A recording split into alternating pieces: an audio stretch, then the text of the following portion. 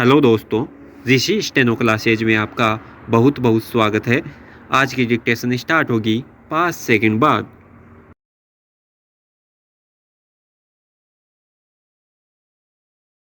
बीज पर चींटियों अंकुरों पर पक्षियों और पौधों पर पशुओं की नज़र रहती है।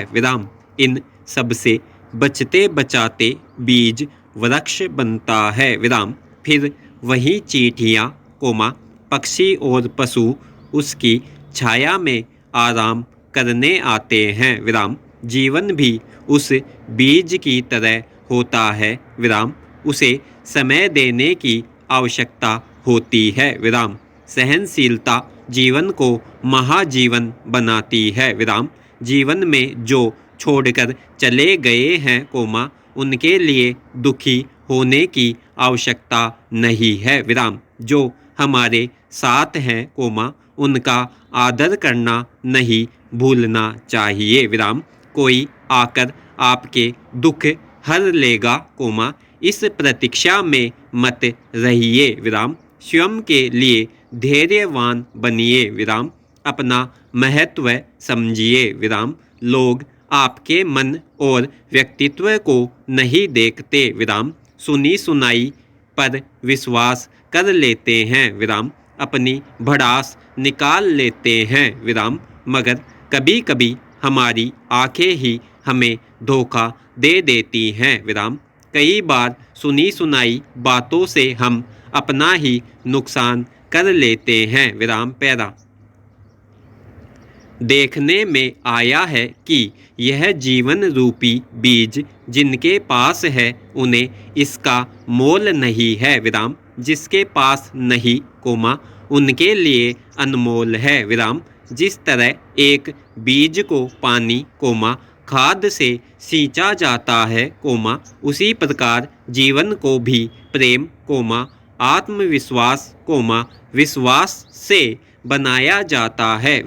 धीरे धीरे वह बीज बड़ा होता है और एक वृक्ष का रूप ले लेता है।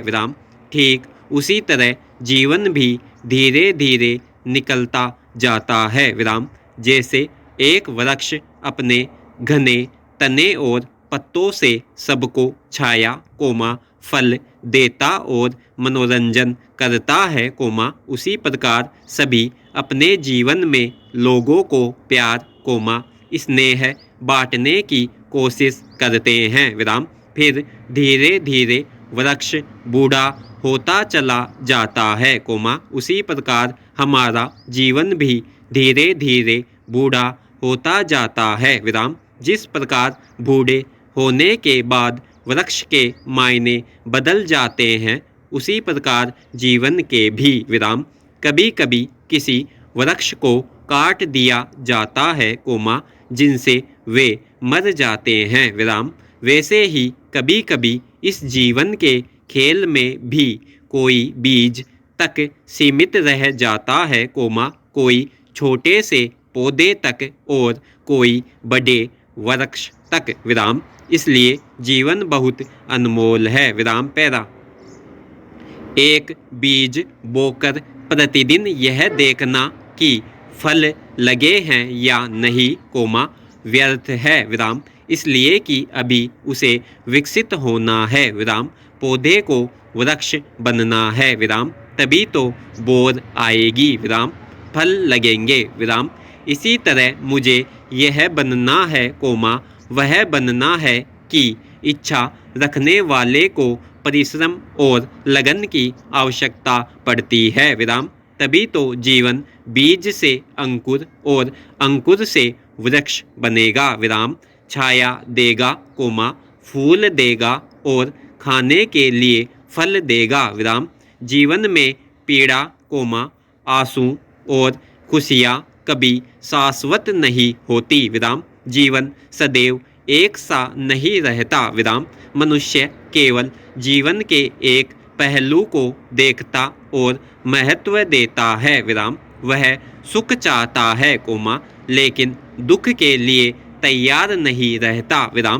जीवन रूपी सिक्के के दुख और सुख दो पहलू हैं। अगर जीवन में एक आएगा तो निश्चित ही दूसरा भी आएगा विराम। पीड़ा और खुशियाँ भी ठीक उसी तरह से होती हैं विराम।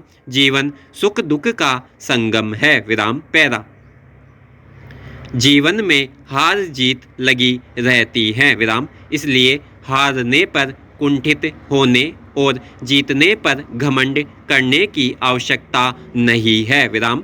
जीवन में धोखा मिले तो उससे संभलना सीखिए विराम। बुराई में भलाई करना सीखिए विराम।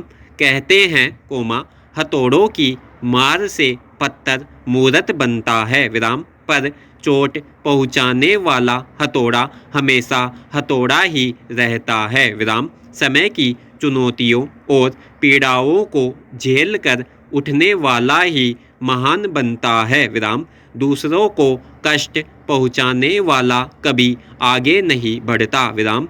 धन से सब कुछ खरीदा जा सकता है यह सबसे बड़ा भ्रम है विराम।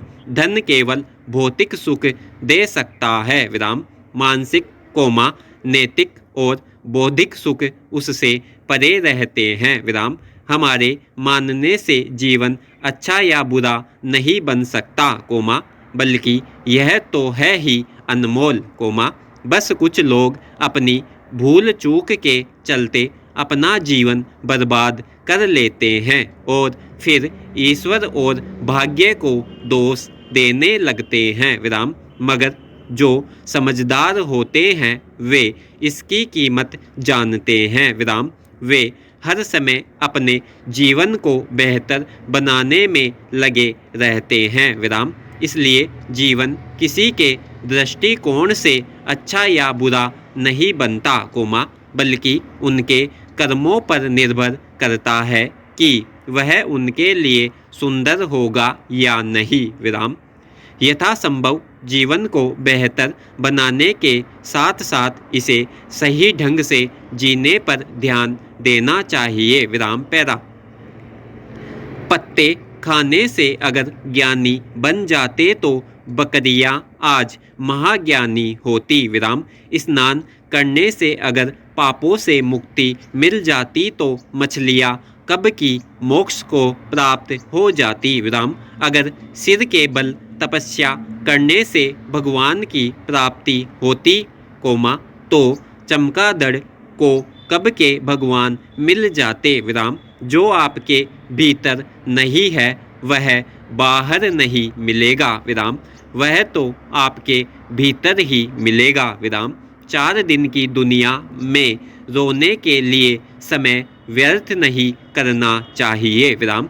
जन्म और मृत्यु के बीच लहरों सा मचलने वाला जीवन सकारात्मक रहने का नाम है विराम। इसलिए इसके हर क्षण को उत्सव के रूप में मनाना चाहिए विराम। समझिए तो जीवन सरल है नहीं तो अनंत गूढ़ रहस्य विराम। पैरा आज विश्व में हर तरफ बेचैनी अशांति फैली हुई है विराम। भारत पाकिस्तान चीन अमेरिका इराक अफ़गानिस्तान जहाँ भी देखो कहीं भी शांति नहीं है विराम। हर तरह से संपन्न होने के बावजूद न जाने इन्हें किस चीज़ की तलाश है हर तरफ युद्ध के आसार नजर आते हैं विराम।